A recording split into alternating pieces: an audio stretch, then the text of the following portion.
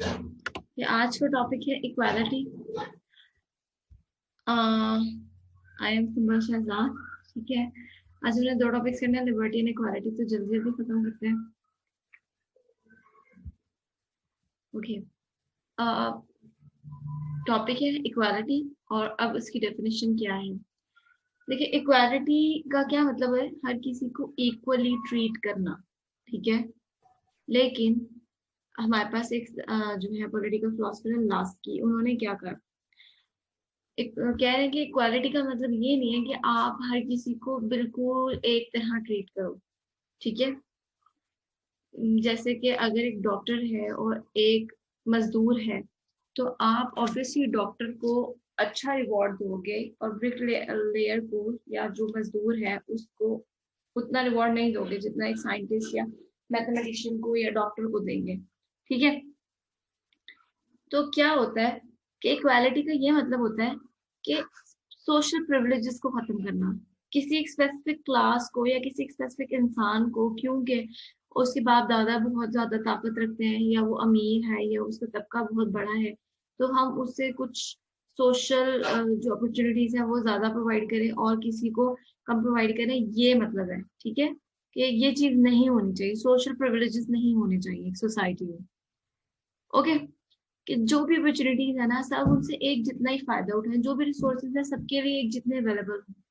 ये ना हो कि जो पैसा स्टेट पे लगना है वो पैसा किसी एक जो है तबके के पास जा रहा हो और वो उसको इस्तेमाल करो, बाकी सारे जो है मुंह देख रहे हो। फाइन, तो क्या मैंने लिखा है, ये लास्ट की ने कहा था, equality does not mean that the identity of treatment और the sameness of the reward. ठीक है, कि अगर आपने किसी को रिवॉर्ड देना है तो बिल्कुल वो एक जैसा ही हो दोनों का, चाहे उनका कोई भी स्टेटस है। If a bricklayer gets the same reward as the mathematician or a scientist, the purpose of the society will be defeated. मतलब आपके घर में एक मजदूर काम कर रहा है और एक साइंटिस्ट है, तो आपने अगर दोनों को कुछ पे करना है उनकी सर्विसेज के लिए, तो ऐसा नहीं हो सकता कि आप साइंटिस्ट को और मजदूर को एक जितना पे करोगे। ऑब्वियसली साइंटिस्ट को या डॉक्टर को या मैथमेटिशियन को ज्यादा पे किया जाएगा एज कम्पेयर टू द वो मजदूर, वो जो ब्रिकलेयर है। ठीक है, equality therefore means first of all the absence of all social privileges। ठीक है, जो भी सोशल प्रिविलेजेस हैं वो खत्म हो जाए सोसाइटी में तो इक्वालिटी आएगी। In the second place it means that equal opportunities are laid open to all, कि जितनी भी अपॉर्चुनिटीज हैं वो सबके लिए एक जितनी अवेलेबल हो। फाइन, ये है हमारे पास इक्वालिटी। नेक्स्ट क्या फीचर्स क्या है इक्वालिटी के, तो फीचर्स तकरीबन मोर और लेस वही बातें सारी मैं बता देती हूँ। सबसे पहले तो आपने जो है ना, जो मैन मेड इनइक्वालिटीज हैं उनको खत्म करना है। एक तो नेचुरल इनइक्वालिटीज होती है ना, कि अल्लाह ताला ने खुद भी कुरान पाक में फरमाया कि हम किसी को रिस्क ज्यादा देते हैं, किसी को कम देते हैं। ठीक है, किसी को औलाद ज्यादा देते हैं, किसी को कम देते हैं।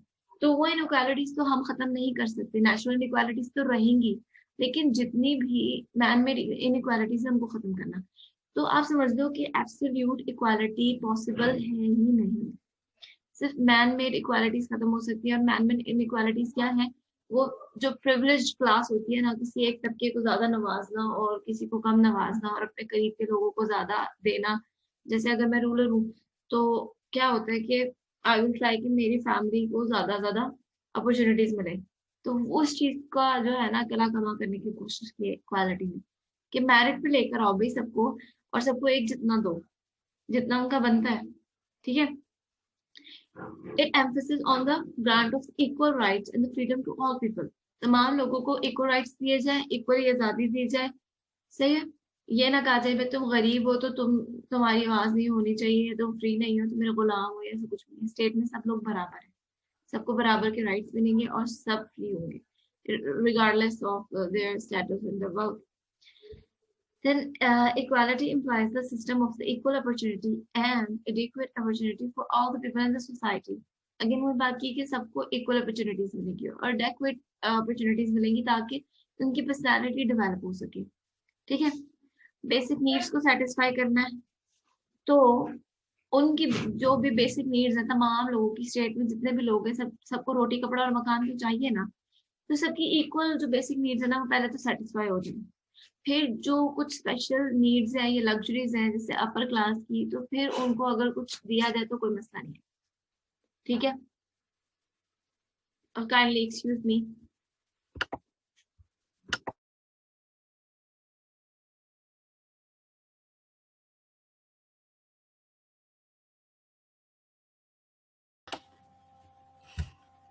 नेक्स्ट है फीचर्स ऑफ इक्वालिटी। फीचर्स में क्या है, मैं बता रही थी कि सेटिस्फेक्शन है बेसिक नीड्स की, ठीक है। तमाम लोगों की जो बेसिक नीड्स है वो इक्वली सेटिस्फाई हों, फाइन। फिर अगर किसी जो रिच क्लास है उसकी जो भी लग्जरीज हैं या स्पेशल नीड्स हैं उनको मीट करने से पहले तमाम लोगों की बेसिक नीड्स पूरी होनी चाहिए, बाद में उनकी लग्जरीज को मीट किया जाए। देन इक्वालिटी, इक्वालिटी और क्या एडवोकेट करती है कि equitable and fair distribution of the wealth, ठीक है, एंड रिसोर्सेज, जो भी रिसोर्सेज है वेल्थ है उसकी फेयर और इक्वल डिस्ट्रीब्यूशन हो, और मिनिमम पॉसिबल गैप हो रिच और पुअर के बीच में, ठीक है। तो जितना गैप आप कम रख सकते हो उतना कम गैप रखना है, ये इक्वालिटी है। देन इक्वालिटी क्या करती है, प्रोटेक्टिव डिस्क्रिमिनेशन का एक प्रिंसिपल जो है उसको एक्सेप्ट करती है। अब ये क्या चीज है, देखिए वीकर सेक्शन है सोसाइटी का, तो उसको तो आपने सेव करना है ना, मतलब एक्सप्लॉयटेशन से और दूसरी चीजों से हम उनको कुछ ना कुछ मजीद पर्क्स एंड प्रिविलेजेस देने की कोशिश करते हैं ताकि वो सेफ रहें, ठीक है। मतलब समझ लें कि अगर उनको पैसा नहीं मिल रहा वो भूख से मर सकते हैं, उनके बच्चे मतलब पैसे की कमी की वजह से, इलाज ना होने की वजह से मर सकते हैं। तो हम ट्राई करते हैं कि हम कुछ उनके लिए कुछ पर्क्स एंड प्रिविलेजेस रखें जिसकी वजह से वो मुआशरे में जी सकें, सही से रह सकें। तो कुछ प्रोटेक्टिव डिस्क्रिमिनेशन जो है ना उसका प्रिंसिपल ये एक्सेप्ट करती है, उनको प्रोटेक्ट करने के लिए कुछ इनइक्वालिटीज प्रोवाइड करती है वीकर सेक्शन को। देन क्या है, इक्वालिटी की काइंड्स क्या है, तो इक्वालिटीज की 5 काइंड्स हैं, social equality, civil equality, political equality, economic equality, and then equality of the education and opportunities. First क्या है कि all the people of a society are equal, मतलब जितने भी लोग एक सोसाइटी में रह रहे हैं सब इक्वल हैं, कोई भी स्पेशल प्रिविलेजेस किसी भी बंदे को नहीं दी जाएगी ऑन द बेसिस ऑफ उसकी कास्ट, क्रीड, नेशनैलिटी या कुछ भी है। एक मुआशरे में या दुनिया में जो सब लोग रह रहे हैं वो सब इंसान है, सब आदम की औलाद है, सब एक जितने हैं, ठीक है। तो इस हवाले से ना यूएनओ ने बहुत सारी रेजोल्यूशन भी पास किए हैं बहुत सारी कंट्रीज को नजर में रखते हुए, क्योंकि वहाँ सोशल इनइक्वालिटीज बहुत ज्यादा है। जैसे आप देखते हो हिंदुइज्म में 4 कास्ट बनी हुए हैं, शूद्र, वैश्य, क्षत्रिय, ब्राह्मण और दलित है, कुछ अनटचेबल्स है। तो ये सब सोशल इनइक्वालिटीज थी ना, तो यूएनओ ने क्या किया है कि इन सबको खत्म करने के लिए रेजोल्यूशंस पास किए हैं और कुछ स्टेप्स भी लिए हैं, लेकिन फिर भी वो दुनिया से इस चीज को खत्म नहीं कर सकी, सोशल इनइक्वालिटी को। लेकिन ये टारगेट या फोकस इसका यही है कि तमाम लोग जो इस दुनिया में रह रहे हैं या एक सोसाइटी में रह रहे हैं सब इक्वल हैं, सब इक्वल इंसान हैं, ठीक है। और इस ये टारगेट इस चीज पे भी करती है कि सबको इक्वल अपॉर्चुनिटीज दी जाए ताकि उनकी पर्सनैलिटी इक्वली डेवलप हो, ठीक है।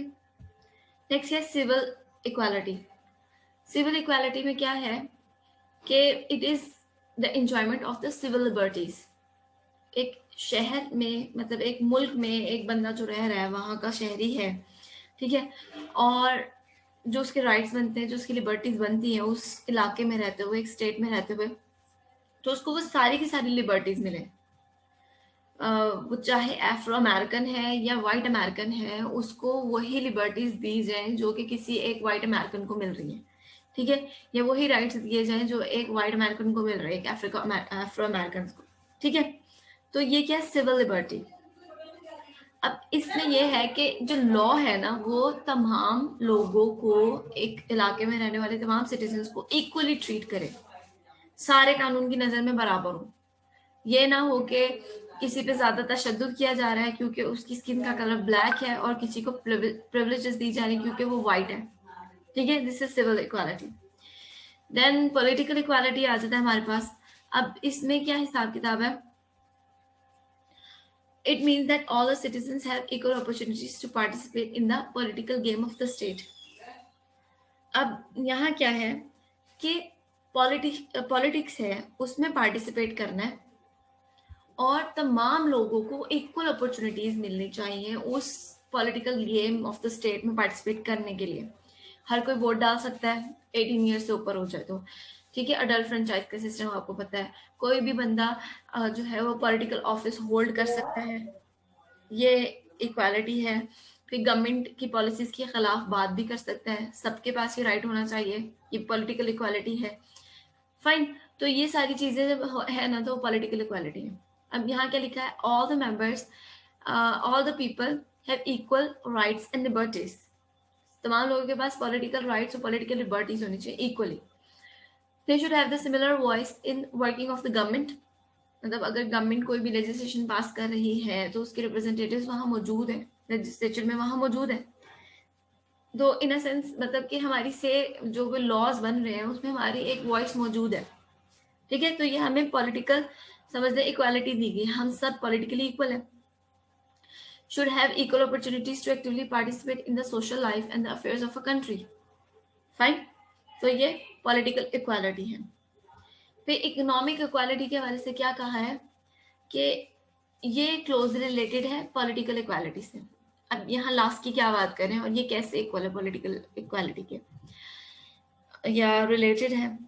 Political equality is therefore never real unless it is accompanied by with the virtual economic liberty। कह रहे हैं कि जब तक पॉलिटिकल मतलब इकोनॉमिक लिबर्टी नहीं मिलेगी ना तब तक पॉलिटिकल इक्वालिटी नहीं मिलेगी लोगों को। फॉर एग्जाम्पल मतलब मैं बताती हूँ ये लाइन का क्या मतलब है। अगर एक कंट्री में आपको सही से कारोबार नहीं करने दिया जाता है या कैपिटलिस्ट सोसाइटी में आपका शेयर ही नहीं है या मतलब कॉन्ट्रैक्ट नहीं कर सकते, किसी के साथ लेन देन नहीं कर सकते, तो क्या है आपकी पॉलिटिकल सिस्टम में ही सही नहीं है। और अगर आपकी पॉलिटिकल सिस्टम में सही होगी ना तो आपको इन सब चीज़ों पर भी आज़ादी हासिल होगी, ठीक है। आप बिजनेस कर सकते हैं, आप किसी के साथ भी कोई भी कॉन्ट्रैक्ट कर सकते हैं, कोई भी लेन देन कर सकते हैं, आप ट्रेड वगैरह कर सकते हैं क्योंकि आपको पॉलिटिकल इक्वालिटी मिली हुई है, ठीक है। Political power otherwise is bound to be handmaid of economic power. Handmaid का मतलब होता है फीमेल सर्वेंट है, तो पॉलिटिकल पावर क्या है, हैंडमेड सर्वेंट है इकोनॉमिक पावर का। अच्छा, इसके बाद क्या कह रहे हैं, economic equality according to Lord Bryce is the attempt to expunge all the differences in the wealth। ठीक है, मतलब कोई सारे लोग बराबर हो जाए, सब लोग बराबर हो जाए, कोई भी अमीर या गरीब का कोई फर्क ही ना रह जाए। जैसे कार्ल मार्क्स ने कहा था कि जी सोशलिज्म आ जाएगा या कम्युनिज्म आ जाएगा, सब एक जितने हो जाएंगे, प्राइवेट प्रॉपर्टी बिल्कुल खत्म हो जाएगी, ठीक है। तो वो ये कहना चाह रहे हैं कि इकोनॉमिक इक्वालिटी ये है ब्रेस। फिर क्या कह रहे हैं, allotting to every man and women an equal share in the worldly goods, कि जितनी भी चीजें वो सबकी हैं या उन सब मतलब जितनी भी रिसोर्सेज इस दुनिया में मौजूद हैं सबका इक्वल इक्वल शेयर हो उसमें।